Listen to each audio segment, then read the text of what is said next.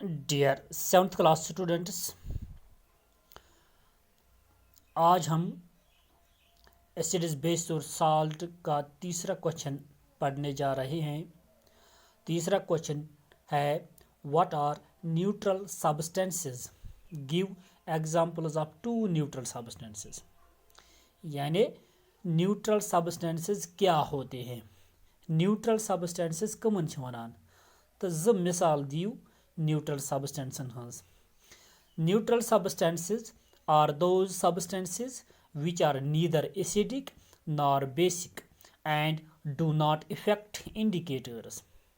For example, sugar and salt. यानी neutral substances गए तम substances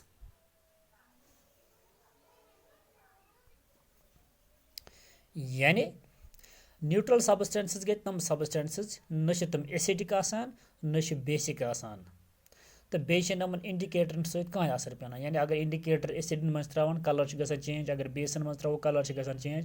अलबत्ता अगर न्यूट्रल सब्सटेंस सहित रिएक्ट करन या अमन मज त्रो अमन मज कह कलर गसान चेंज, कह चेंज अमन मज अमने सब्सटेंसन वन गई न्यूट्रल सब्सटेंसेस। मिसाल के तौर पर शुगर तो साल्ट। पे वन क्वेश्चन नंबर 4 तुम, what do you understand by the term neutralization. दपान तुम वनो सो न्यूट्रलाइजेशन गई क्या। न्यूट्रलाइजेशन क्या गई, अमुक answer the process due to which an acid completely reacts with the base with the evolution of heat to form salt and water as the only products is called neutralization. Neutralization गई so process यम सहित अख acid completely react करान with base, यानी acid तो base ये पान one रलन अत यब तम मज प्रोडक्ट नेरान तथ अख नेरान साल्ट, हम बनावान साल्ट, बे नेरान वाटर अत बे हीट दिवान, तो अथ प्रोसेस वनान कि यह हसा गई न्यूट्रलाइजेशन, यह हसा गई न्यूट्रलाइजेशन। क्वेश्चन नंबर 5 वन वनान पे write an equation when hydrochloric acid neutralizes sodium hydroxide. दपान सो इक्वेशन लिखियो ये हाइड्रोक्लोरिक एसिड न्यूट्रलाइज करान सोडियम हाइड्रोक्साइड। अच आंसर NaOH, NaOH गो सोडियम हाइड्रोक्साइड प्लस HCl यानी गो हाइड्रोक्लोरिक एसिड, इस एरो अमुक माने गो गिव्स, यह दिवान NaCl यानी गो सोडियम क्लोराइड प्लस H2O गो वाटर प्लस हीट दिवान यह, यानी इस रिएक्शन यथ वनो कशर पट यह गई न्यूट्रलाइजेशन रिएक्शन ती। न्यूट्रलाइजेशन रिएक्शन हेको वन यथ मज तिकाज यथ मज एसिड तो बेस पान वन रलन अत यह दिन यह गो साल्ट बे दिवान वाटर बे दिवान हीट, अत अमल वन यह गई न्यूट्रलाइजेशन ती। पे वन क्वेश्चन नंबर 6 तुम, एक्सप्लेन वाई। दपान तुम वनो सो क्या गसान क्या, farmers add slaked lime to acidic soils. यम हसा जमींदार अम हसा अगर एसिडिक सॉइल यानी सो मिच यथ मज एसिडिटी ज्यादा अम क्या अत मज सिलेक्ड lime त्रावान।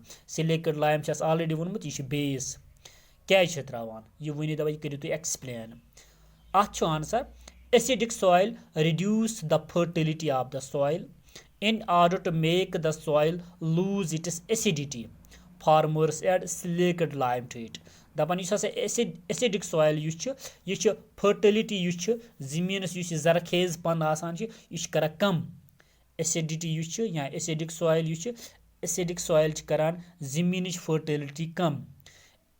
In order to make the soil lose its acidity, यह एसिडिटी कम करने बापत करान जिम्मेदार अत मेच सिलेक्ड लाइम एड, ताकि अमिच एसिडिटी गस कम, अम सो फर्टिलिटी हुरान पे one B part, antacids are used for relieving stomach activity या अत वन स्टमक एसिडिटी।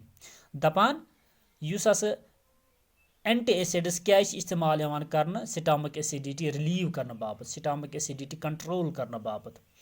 यह पोर्मुत अमुक answer the antacids contain magnesium hydroxide and aluminum hydroxide which neutralizes excess hydrochloric acid in the stomach and hence help in controlling acidity of stomach. दपान यम antacids आसान यानी यह already पोर्मुत यम डॉक्टर्स यम रिकमेंड करान एंटी एसिड्स ये एसिडिटी म्यादस मज गस जलन पन गस या स्टमक अल्सर ते वनान स्टमक एसिडिटी ते वनान या सिंपली एसिडिटी ते वनान दपान अत मज क्या आसान अत मज मैग्नीशियम हाइड्रोक्साइड आसान बे अलुमिनियम हाइड्रोक्साइड आसान यम टेबलेट की शक्ल मज ते आसान बोतल हिंद शक्ल मज यानी सिरप की शक्ल मज ते आसान क्या करान इहज क्या न्यूट्रलाइज करान कम करान यानी वारिया रिड्यूस करान excess hydrochloric acid in the stomach युस हाइड्रोक्लोरिक एसिड म्यादस मज ज्यादा गसान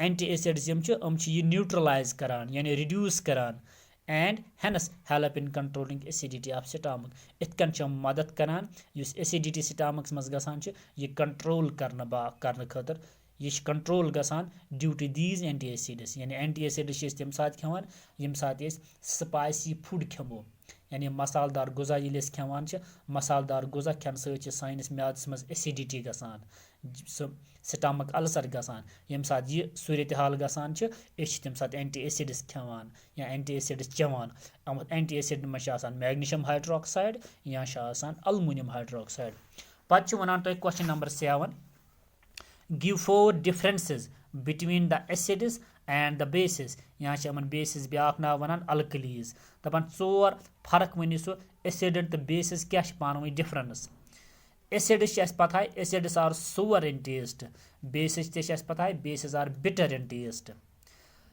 दोयम वनान acids turn blue litmus paper into red colour यम एसिड्स ब्लू लिटमस पेपर्स रेडस में चेंज करान बेसिस क्या करान bases do not change the colour of blue litmus paper bases में चेंज गसान कि यह रोजान without any change acids are not soapy to touch यम एसिड्स स्लिपरी टू टच आसान कि या पिशेल साब हिंद पे कि मगर यम bases are soapy to touch bases आसान इथे कन चूरम acids do not change the colour of turmeric acids turmeric change करान कलर क्या टर्मरिक ऑलरेडी पोर्मुत यह इंडिकेटर तो बेसिस टर्मरिक टू रेड मगर बेसिस टर्मरिक चेंज करान इनटू रेड